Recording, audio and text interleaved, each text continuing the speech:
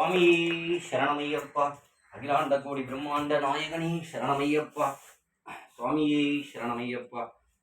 17வது திருக்குறள் சொல்ற பாருங்க. நெடுங்கடலும் தன் நீர்மை குன்றும் தடி துளழிலி தான் நல்க தாகி விடின். பாருங்க, மறுபடியும் சொல்றேன் பாருங்க. நெடுங்கடலும் தன் நீர்மை குன்றும் தடிந்து எழிலி தான் நல்க தாகி விடின். விளக்கம் சொல்றேன் பாருங்க. மழை மேகமானது கடல் நீரை கொண்டு மீண்டும் கடலில் மழையாக பொய்யாவிட்டால் மிகப்பெரிய கடலும் தன் இயல்பில் குறைந்துவிடும். பாருங்க, மழை எவ்வளவு பெரிய இது பாருங்க. கடவுளால மழை பெய்யுது. கடவுள் இல்லைன்னா அங்க உலகத்துக்கு வேலையே கிடையாது. உலகத்தை படைச்சவன் கடவுள் தான். அப்படிப்பட்ட கடவுள் தண்ணீர் எவ்வளவு முக்கியம்னு நம்மளுக்கு உணர்த்துறாரு பாருங்க. கடலுக்கு எல்லையே கிடையாது.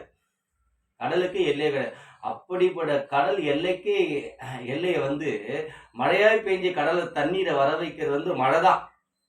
மழைன்னா கடலே கிடையாது. அப்படிப்பட்ட மழை பெய்யலாம் அந்த கடலே வருந்தி குறைந்து விடும்.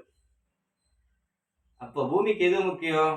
மழை ரொம்ப முக்கியம். அந்த மழையை எப்படி சேமிச்சு வைக்கணும், சேமிச்சு வைங்க. மழை மிகப்பெரிய முக்கியமானது. அதுதான் இந்த திருக்குறளுடைய விளக்கம். சுவாமியே சரணமையப்பா. அகிலாண்ட கோடி பிரம்மாண்ட நாயகனி சரணமையப்பா.